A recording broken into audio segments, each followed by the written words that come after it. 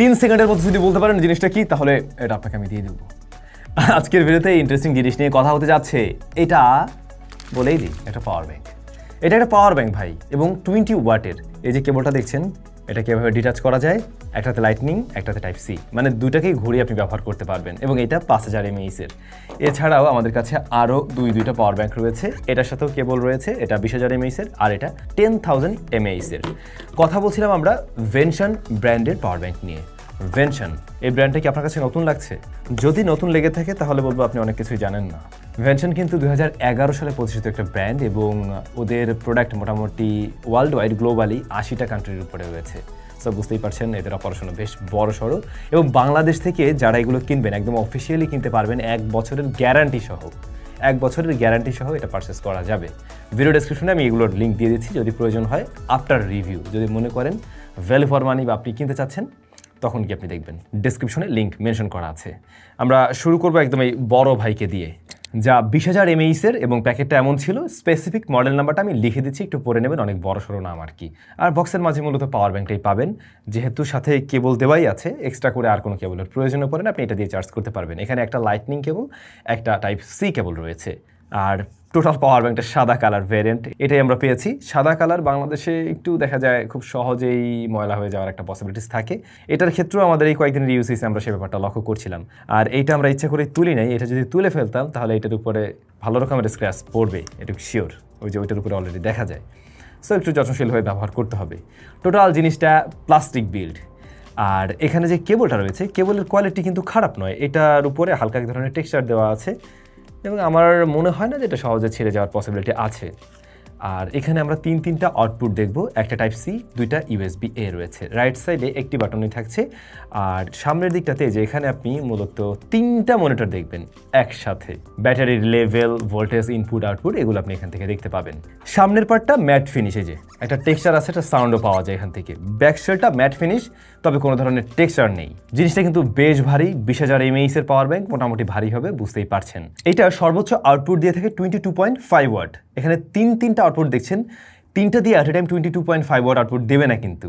যখন আপনি 3টা থেকে অ্যাট এ টাইম কোনো কিছুকে চার্জ করবেন, তখন কিন্তু এটা স্পিড হয়ে যাবে, ভাগ হয়ে যাবে। আপনি টাইপ সি থেকে সরাসরি 22.5 ওয়াটেই আউটপুট নিতে পারেন। আর এই পাওয়ার ব্যাংকটাকে চার্জ করা যাবে এই টাইপ সি পোর্টটা দিয়েই 18 ওয়াটে।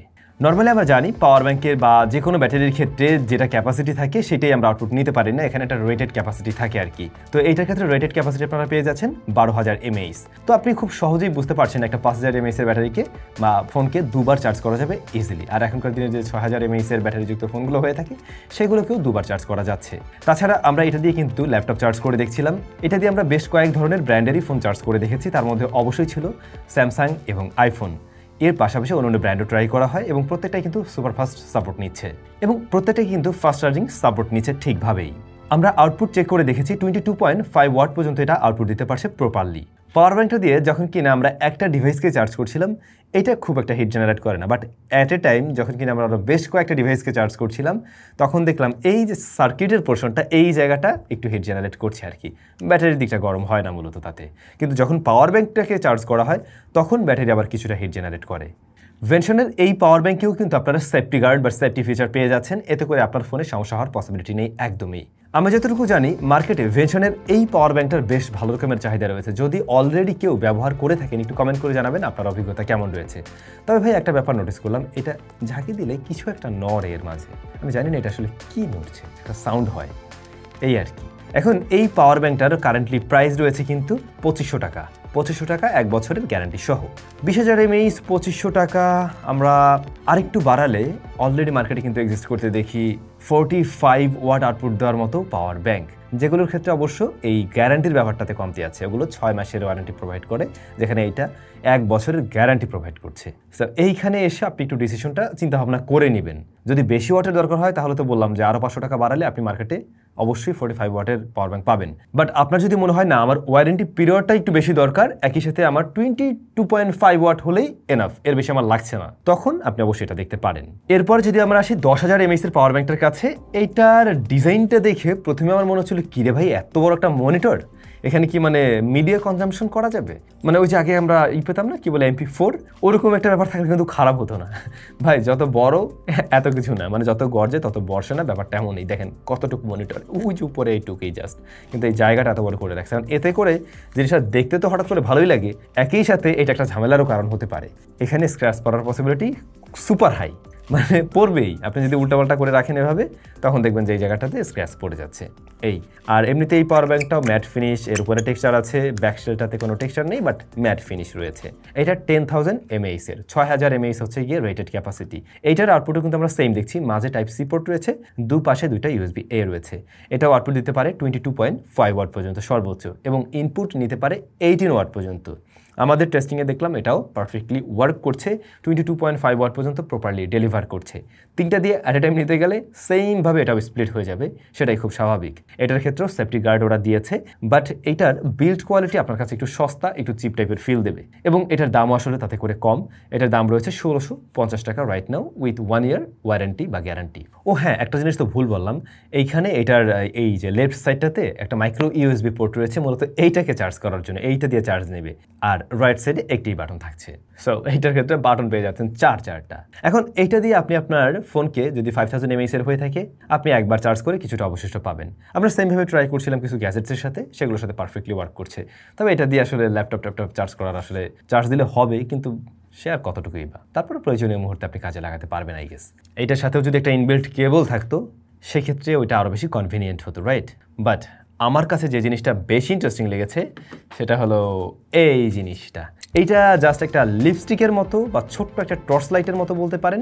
এই জিনিসটা ক্যারি করা খুব সহজ। এইটার আবার বেশ বোল্ড কালার ভেরিয়েন্ট পাওয়া যায়, এবং ওরা খুব ইউনিক একটা কাজ করছে এরকম একটা কেবল দিয়ে, যেটার এক পাশে লাইটনিং, এক পাশে টাইপ সি।